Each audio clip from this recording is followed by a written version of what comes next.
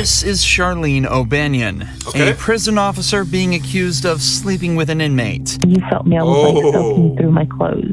After hearing rumors from other officers that had seen her and Jason Parker together, an investigation was opened up. Charlene thinks she flew under the radar and got away, but what she doesn't know is that the detectives have all the evidence they need. Oh, she's cooked! Now you cook. You're done. You cook. Bro, so you're smashing the nigga that be killing people? They're about to expose and embarrass her in the most brutal way possible. You got a live ass head game. Oh my God. Right from the start, Charlene plays innocent and pretends she doesn't know anything about the allegations. We're notified of a possible improper relationship between you and Jacob Parker. So we're here for that. I just kind of want to talk to you about it and get your side of that story. I don't know anything about it. Okay. Have you talked to him on any jail phone calls or anything like that? No. None at all? Charlene is sure that this will work, but the detectives have much more evidence than they're letting on. You cannot lie. They already got all the evidence, bro. How can you lie? You cannot lie. You fucked. You cook. And where would you think that this allegation would come from if there's nothing to it? Well, I had a feeling this was coming. So there was an inmate named Coker, Justin Coker. Okay.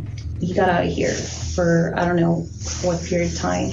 And he tried to contact me on Facebook. He sent me a message and I blocked him on Facebook.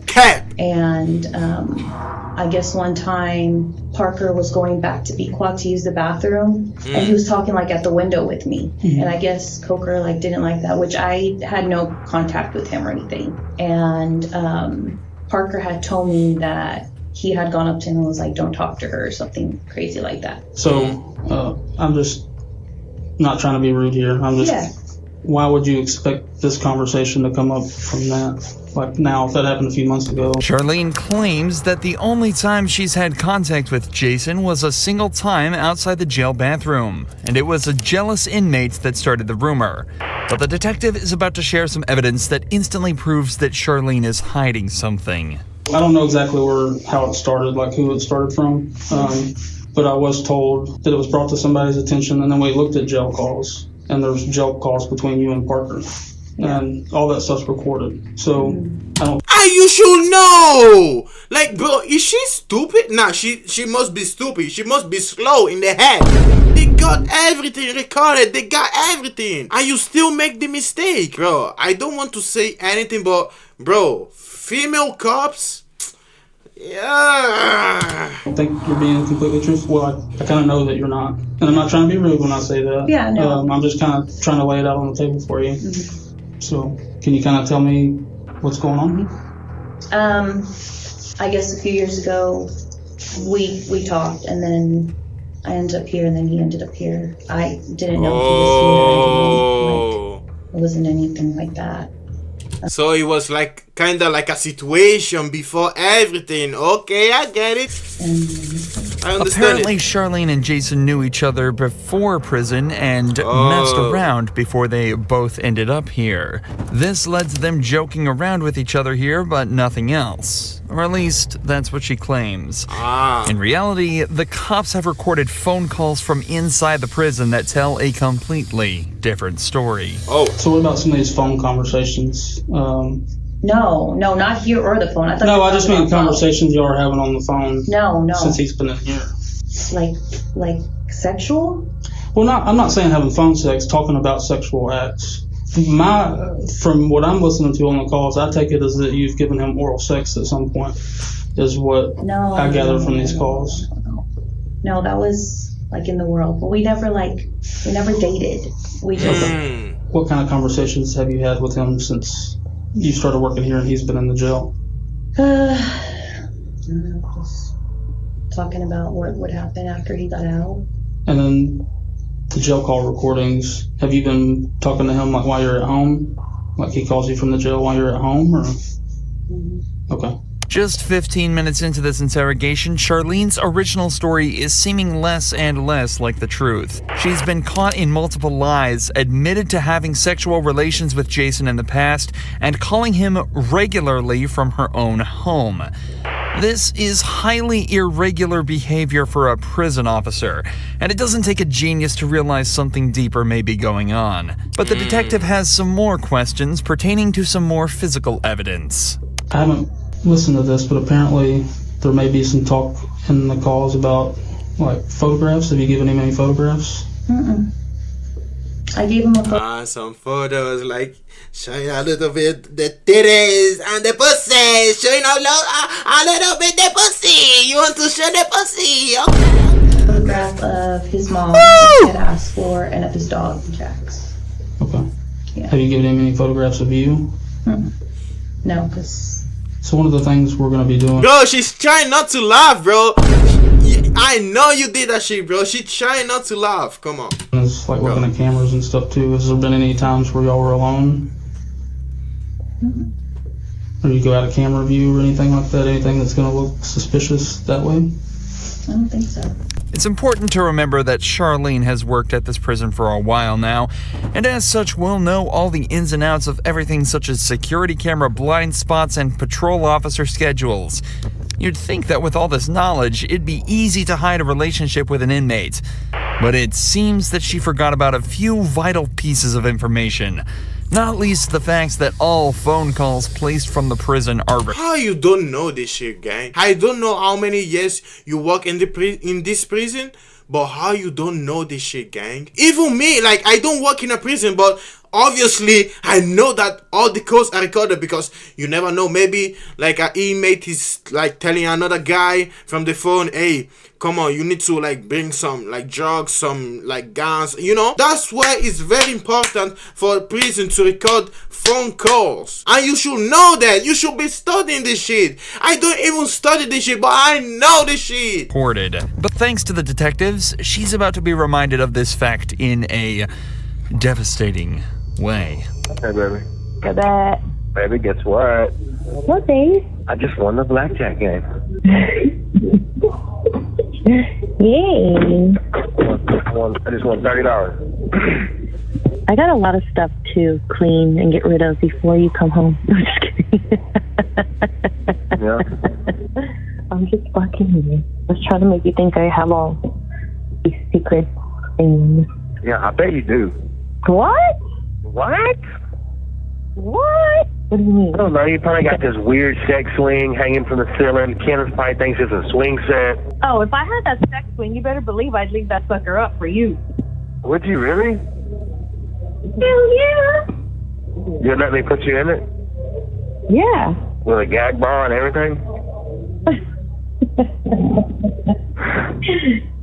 Yeah, babe. Listening to your own voice can be bad enough for some people, but listening to your own sexual phone calls in silence with two detectives in the room as you realize you've just been caught red-handed has got to be worse than any prison sentence there is. However, with the language they've used so far, there's no evidence that the pair have actually engaged in any sexual acts. But that changes quickly as Jason begins to directly incriminate Charlene on the call. I just want you to look at me sometimes and be like, damn, my woman's fine. Fine as wine.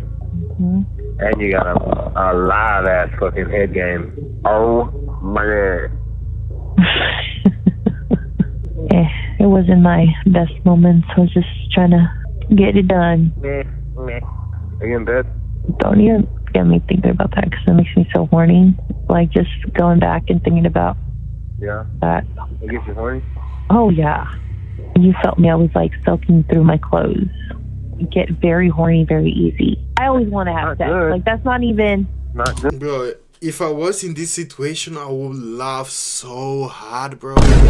I would be fucking dying of laughing. How can you be this serious? Hearing all this shit. I wanna suck you off. I want to take your dick and slap it. Oh my god. Bro, how can you be this serious? I will be laughing. Good. I mean, it's not like I just like look at someone. I'm like, oh my god, I'm so fucking horny. No, like of course, like I only get horny for you. You kind of see how that sounds from like my point of view. Like a more recent thing than 3 years ago. No? The audacity she has to say no.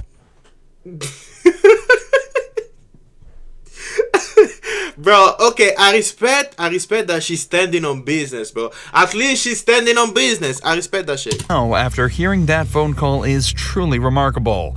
But to her credit, she's not going down easily. The detectives try asking her if she thinks Jason would cover for her, and she still doesn't break, sticking to her story that everything that happened outside of prison. Technically, this story could still be true with this phone call, but it definitely is odd for the couple to be recounting events from over 3 years ago in such detail, especially when earlier she struggled to remember any details about their relationship. You talk about how profound this was, like just giving him this blowjob was, but you like don't remember anything about it. It's like telling me something, but you're having trouble coming up with details about it. You know what I mean? Like if it's that profound. I mean, I gave him a blowjob. How do you describe the blowjob? I mean, is that? Well, what I'm you not want want to me know do? like about the blowjob. I'm just Yeah. so if this is a just said factual thing that happened 3 years ago, I feel like you would kind of remember some stuff about it. Like I Yeah, feel I like, mean, like we said in the car, like when I asked you who was there, him of course, like when y'all met or whatever, and then when I asked like who else, you said it was like a bunch of friends. Yeah. But like you can remember one I mean, I chick's was with name my after friend you Chris. think about it for 30 seconds. So Yeah, I mean, that's I was- not making sense to me. You seem to have blanks in your memory when we get to certain details, but you remember being groped in the blowjob from 3 years ago. Find that hard to believe. Okay? This is your one chance to be honest with us. Yeah. Once we get up and walk out and we're done, we're done. Have y'all had any inappropriate contact, whether it's groping, blowjobs, vaginal, anal sex, anything, hand jobs? Yes, I am being vulgar to get a point across. Yeah, no, it's not. None of that. Just as the detectives say, things really aren't adding up. Yet she's still sticking to her story. Or at least she was, before a switch flipped and she said this. And what is it? I might have given him a blowjob in the back part of you. In back part of the Oh, finally, she's being honest. Finally. I don't know, 2 months ago. The secret's out, and Charlene has confessed. But this matter is more complex than it may seem. In cases of officer-inmate relations, the main question that arises is the issue of consent. Given that Jason and Charlene knew each other prior to being in prison, it's not wrong to assume that consent went both ways in this interaction. However, in these cases, that's actually completely irrelevant. According to a 2005 report, federal law criminalizes all sexual relations and contact between prison staff and inmates, and that all sexual relations between staff and inmates are considered abuse, even if the act would have been considered consensual if it occurred outside of a prison. This is because of the huge amount of inmate abuse that was observed in prisons. In 1996, it was estimated that between 12 and 14% of all prison inmates had been sexually assaulted, and the officers were rarely punished. So to prevent this, a zero-tolerance policy was introduced to try and prevent abuse towards inmates. A policy, it seems, that Charlene completely ignored. I'm gonna ask, but I feel like I know the answer. I'm losing my job. Of course. So that's not really up to me. Internal Affairs is aware. Investigation is separate from ours because it's two totally different things. So Yeah. What kind of charges would, like, so it's illegal to have sexual contact with an inmate as an employee. So I said the ball kind of be in their court, but I'll let you know as soon as I hear something. I mean, would I go to jail? That's up to the DA's office. As it turns out, Charlene would lose her job, and the only time she'd ever be allowed back in jail would be for the 100 days that she'd be made to serve after being found guilty of sexual activity with a Hold on. So, they send you to jail for 100 days for sucking dick? Damn, I didn't know that. Anyways, guys, thank you for watching the video. See you guys next time. Peace.